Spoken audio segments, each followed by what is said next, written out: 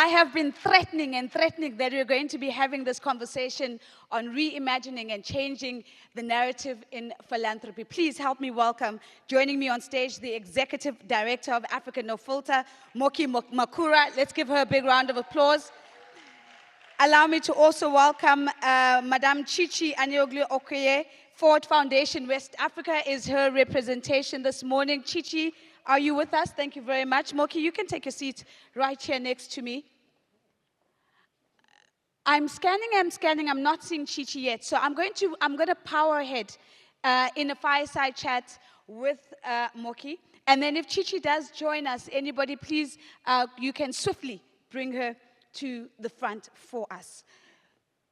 Moky, thank you for an incredible opening. I think that video has really opened us up for the conversation that we're about to have. Here's my opening question. If we can agree that stories are strategies, what is the story of Africa right now? And if you could reduce that to a headline, what would that be? Great, well, thank you, and welcome everybody. Thank you for coming. It's early in the morning, I know. But in a way, if ChiChi's not here, it just gives me more mic time. So, so that's not a bad thing. But you know, I run an organization called African No Filter, and every day I wake up thinking about what stories is the world hearing about us, and also what stories are we hearing about ourselves. And it's not good. It's not great. You know, we talked about corruption, poverty, you know, conflict, disease. You know, those are the stories that seem to bubble up when you think about Africa, but yet there is so much happening on the continent. And we have a challenge with the way we tell our story, and to a certain extent that I think that we have also been slightly colonized. We also believe that the story of Africa is one of corruption. Things don't work, the continent is broken.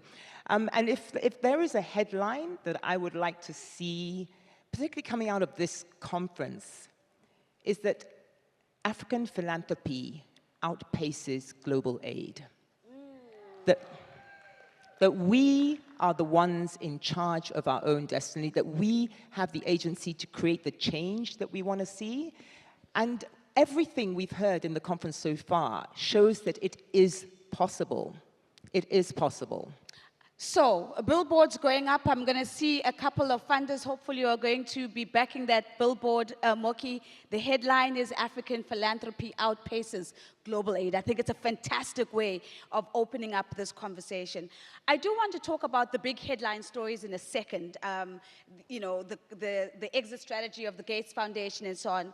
But before we go there, Moky, if I were to say to you, part of the why we need to have this conversation is a belief that stories can have impact and stories can change how we're positioned and also then how we are engaged. How might we begin to do that? How do we change the deficit-based narrative that we've come so accustomed to in the context of Africa? So let me respond with a story. So I was on a call, and it was a call between American funders, philanthropists, and practitioners. And it was really a conversation about, you know, the cuts in, you know, US funding. They wanted to hear how, you know, local organizations were dealing with it. And there was a lady on the phone who ran a charity, I mean, she ran an orphanage in a particular country, so I don't want to say who it was. And she immediately started with, we need funding. This thing is going to close. Please, if anybody knows of anywhere we can get money from, we need funding. She immediately entered victim mode. She painted a picture that without American funding, this thing was going to just collapse. All the work she'd been doing, there was nothing that she could do herself. She needed funding. She needed introductions. Later on in the call, we explored what she'd been doing. It turned out that she had all these strategies. She was starting social impact businesses. The young people in the home were creating things they could sell. Since the cuts had happened, every single child had continued to go to school. She had kept the home going. So she had agency. And because she came to this conversation with, I need money, I'm dependent, I can't do this on my own, it really sort of made that, it reinforced that beneficiary. We are the beneficiaries of this global largesse to help us. It put us in victim mode. And so many of us tell our stories that way. Yeah. We forget the agency. And, you know, it's also this unhealthy relationship between funders and grantees. I am one of them, where we are sort of doing their bidding. We report to them on what they want. We talk how they want. Yeah. And I think we need to start taking back that agency. You know, I've said often enough that the way the global philanthropy structure works now, it pits NGOs against each other. We are competing for the same pot of money, so we don't collaborate very well. We take money, we undercut ourselves, and I'm speaking as a practitioner, I'm not pointing fingers. And I think that there's a lot we can do ourselves to just reframe the way we operate. Yeah. Like, I have turned down funding because it didn't work for me. A funder tells me that it's going to cost me, you know, 10%. That's the amount of money they're going to give me to charge for my overheads. It costs me more than that to run the program, but there are other organizations that will take it. And people move. So I think there's a lot we can do. If we are just more united, we can do a lot to reframe the way we talk about our work, the way we do the work. Yeah, I think that's such an excellent call to action, because what I'm hearing you say is that it's about recognition of our own agency in the starting place, which then informs how we talk about the services, the provision we're trying to fill, and then how we then approach the relationship with those who perhaps have more resources than us. One of the things, though, Moky, that I just want to challenge a little bit is we often might have conversations about who's writing the African story. We might even have conversations about who's featured in that story, and who's left out in that story in particular. In these three domains, how might we reclaim our share of voice so we find ourselves more with the pen in our hands? We find ourselves choosing the characters in the story and how they're positioned, and also being more intentional and in charge of who gets included in the story. How do we do that? You pick up your pen and you write. I mean, you know, we have the agency, so it's not like we don't know how to do this. Yeah. I think that, you know, people always say, oh, Africans, we've got the oral tradition, we're natural storytellers. To a certain extent, yes, we are. But, I mean, I challenge people to say, how often do you tell the story of the work you do in a way that positions the people that we call beneficiaries now as the heroes of their story? I have been in so many and seen so many situations where people say, oh yeah, we're really showcasing, you know, the work we're doing on the ground. But I always ask, who is the hero of that story? Right. And often it's the funder. You know, I've always wanted to make a T-shirt where, you know, instead of the Superman logo, I'll put the philanthropist logo, because they're like, you know, Superman, they're coming in to help us. And, you know, I think it's very simple. One of the challenges we have is that we often don't even own the platforms, because we're writing stories and we're putting them on our website and nobody's reading them. We need to get our stories into the places where everybody's reading them. And that means investing in communications. And I think one of the challenges I find is that with a lot of programs, that communications is not built into it. It's not structured into it. We do the program, we do the work, and we do the reporting, and we move on. And I think we need to change that. We need to invest in storytelling. We need to ensure that the progress we're making, the innovations that we're seeing, you know, there's so many examples of where there's an African solution that's sort of undermined because, I don't know who's interested, but I always say, who put the great in Great Britain? Love that. It was the British. Yeah. You know, if we don't make a fuss, if we don't, you know, make a noise and show that, look at the innovations, there's so many things that we do that we minimize because somehow it doesn't fit this cultural or this global cultural zeitgeist, you know, American way of thinking. No, we're Africans. We have our own way of thinking. Yeah. I've got two more, and one of those, of course, is the larger narrative that's happening in the world of philanthropy. Before I get to the larger narrative, though, you've touched on something. You've said we've got to invest in the platforms. And I wanted to ask, you know, in a world where So, funders are still even grappling with the idea of investing beyond projects, investing in overheads, investing in monitoring and evaluation capabilities. How do we get them to think about investing in the infrastructure that enables stories to be captured, to be curated, to be shared? What does it look like to actually invest in storytelling? How do we make that more tangible so that it is something that is, and for lack of a better phrase, that is on the menu to be backed?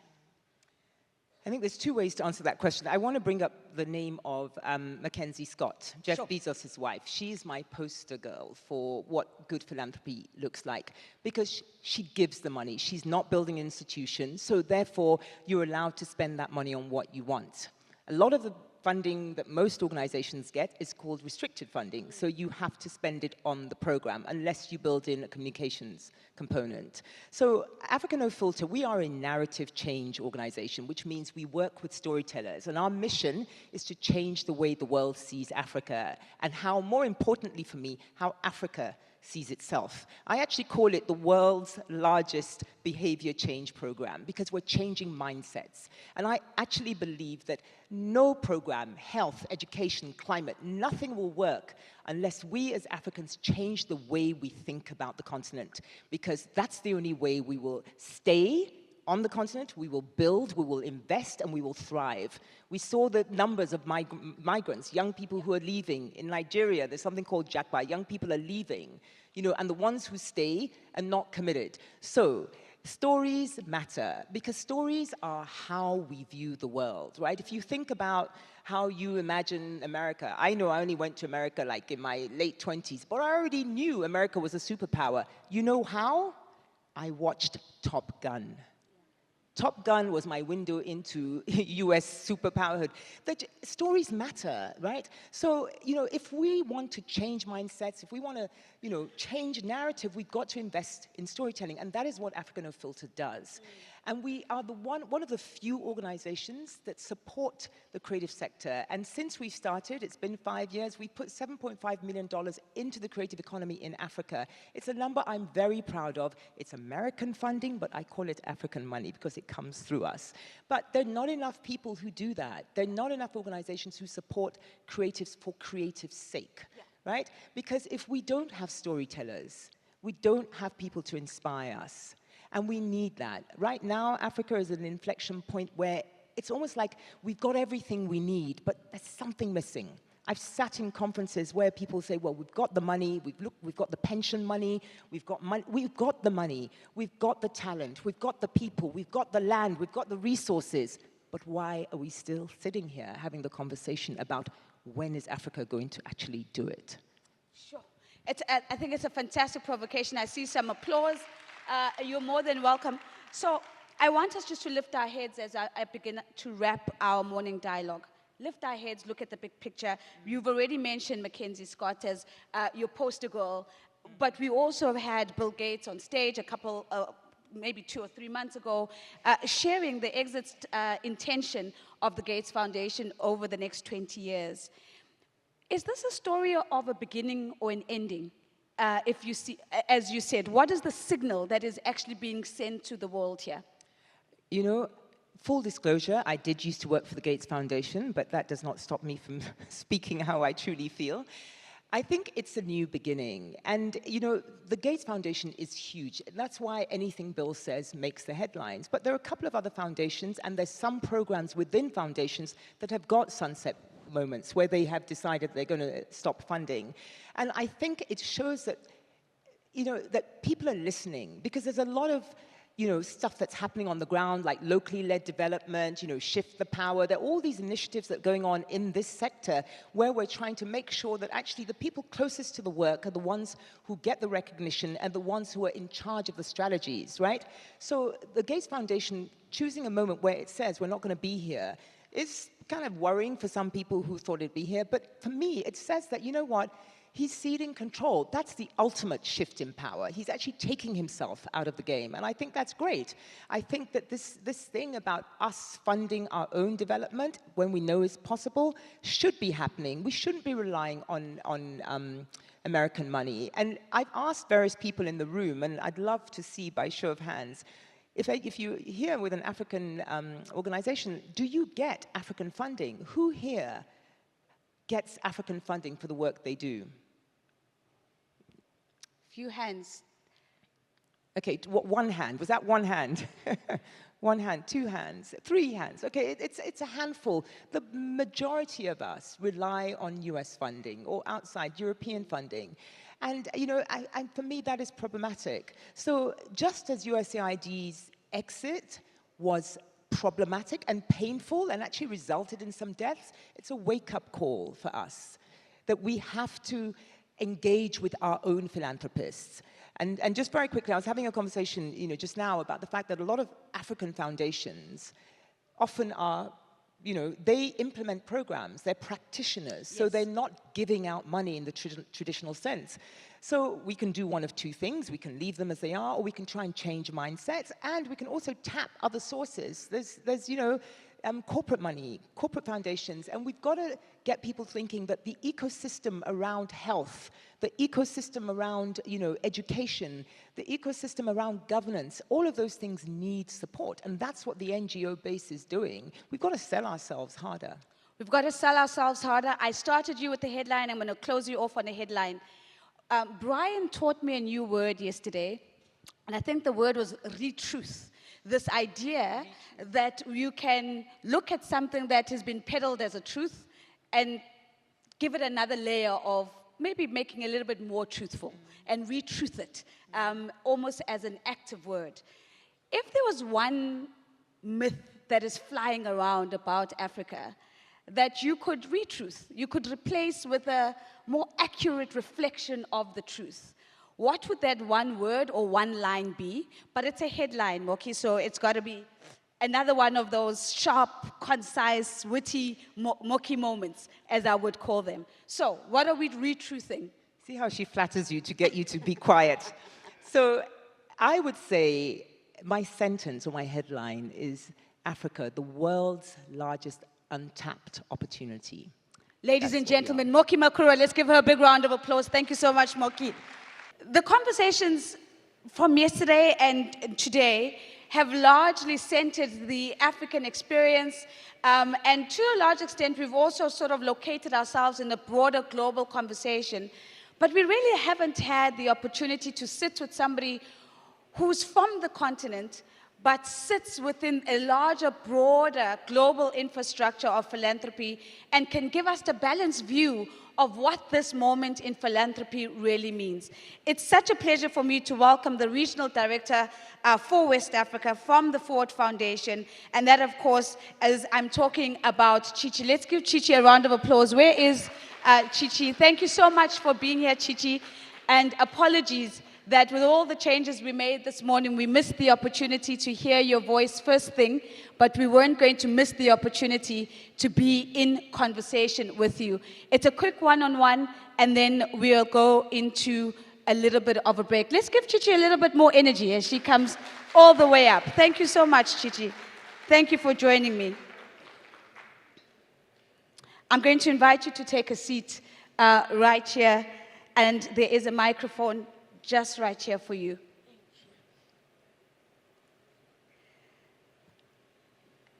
I think, ChiChi, one of the things that is important, and there's a gift in this moment, is that we have somebody who can be best described as a daughter of the soil, with not only of African descent, but clearly carries an African lens and a mandate in the work that you do. If you were to just to give us your reflections of how are you engaging with this philanthropic moment that the world is confronted with, what are some of the threads of conversations that you are engaging with and thinking about in this moment?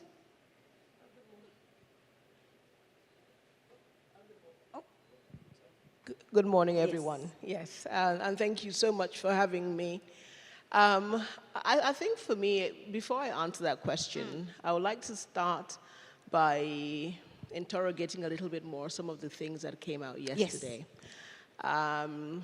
Especially the new narrative around whether Africa, needs aid or trade or anything else.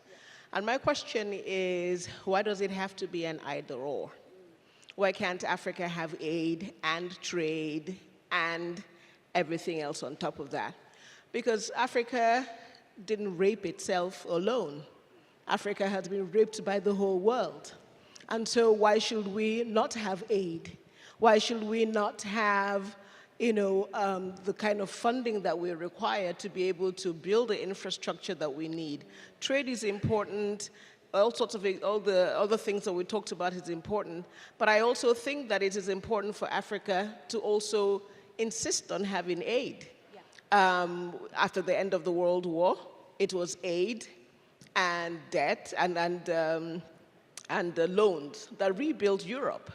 When the European Union formed and needed to bring up the other countries, Portugal, Ireland, the rest of them, they were given loads of aid and they also borrowed money. So I don't know why Africa keeps thinking in terms of this binary. We require aid to be able to build on trade.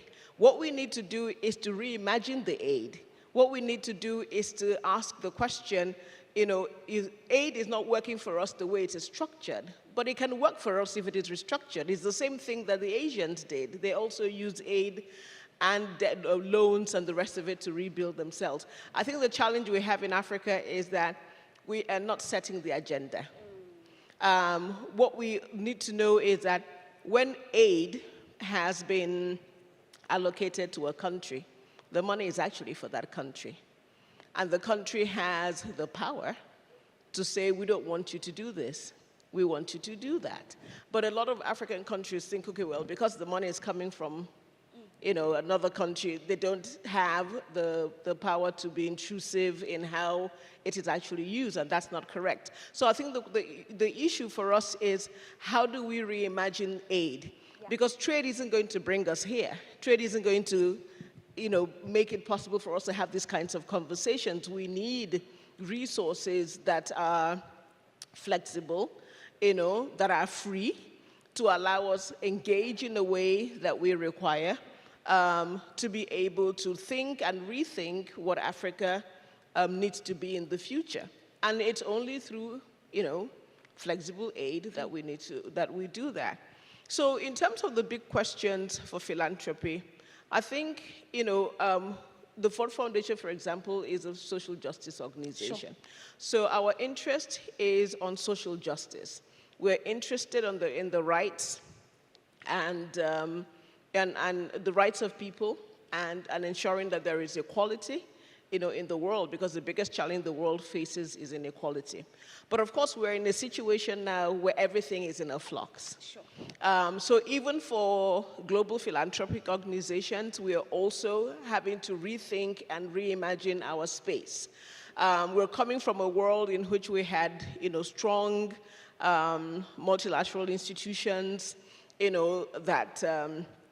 that held the world together and in which the world, at least in theory, agreed to certain principles and certain, modes of engagement. Yeah. That's not happening. That's changing. The UN is not as powerful as it used to be, not as central as it used to be, and these are institutions that we anchored our philanthropy around. So it's now asking the question, how do we reimagine philanthropy without multinational institutions? How do we rebuild trust? Yeah. With our communities, with our partners? How do we ensure that the world is still it's still working around certain principles of justice, of equality, of fairness, in a context where everything is changing? So we're also grappling with the big questions. But I think with African philanthropy, it's extremely important for African philanthropy to also begin to rethink. Because I know that yesterday we talked a lot about the role of African philanthropy, and we looked at it more in terms of service delivery. Sure. And it's extremely important. We don't have a welfare system, and so, of course, individuals have to step in. But we've got to ask ourselves, what is the purpose for African philanthropy? Why are we Why do we need African philanthropy? Is it so that we can put more boreholes in communities, which is actually the responsibility of government? Or is it for us to be able to sit and strategically think about how Africa is positioned and should be repositioned? I think that African philanthropy really will make a difference in trying to make sure that it supports Africa's positioning in the world. And that's where the social justice issue comes in. And I am all for building healthcare and boreholes and the rest of it.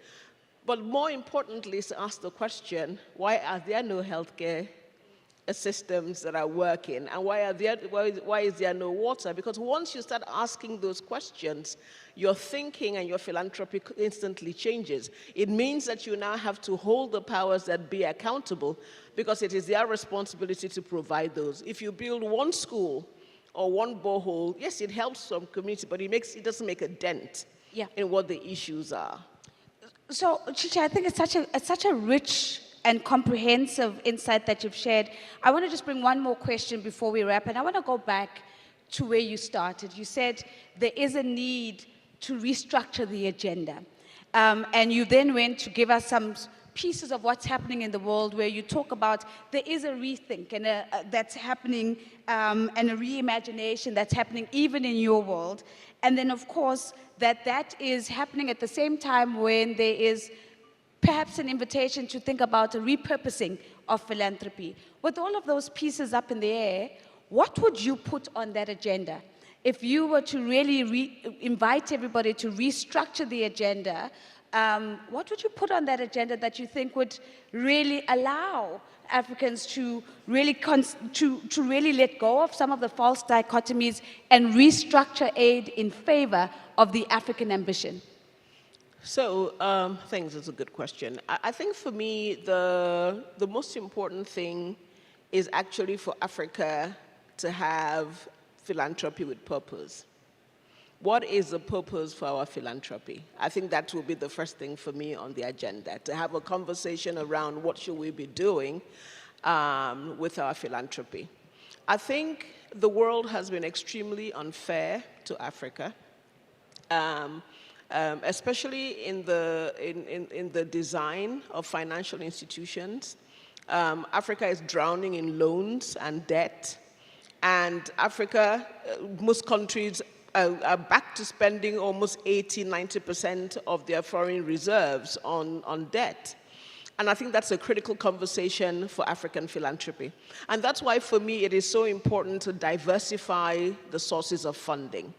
It is so important for African philanthropists, for high net worth individuals in Africa to become engaged in philanthropy and to, in addition, let me not say not to do it at all because we need it, but in addition to doing social services, to really begin to fund those strategic conversations. Because when there's a major difference between a global organization funding strategic conversations for Africa and when it is Africans that are funding global conversations for Africans. So I think for me, Africa's positioning in the world and the debt issue, and the whole global financial architecture is a conversation that Africans need to be having. Why are we in a situation where Africa is so disadvantaged economically? It's a brilliant way to end on a question. Why are we in the situation where Africans are disadvantaged so economically? ChiChi, thank you for allowing me and obliging us with your time. Again, let's give ChiChi a big round of applause. Thank you very much, ChiChi. We appreciate you so much.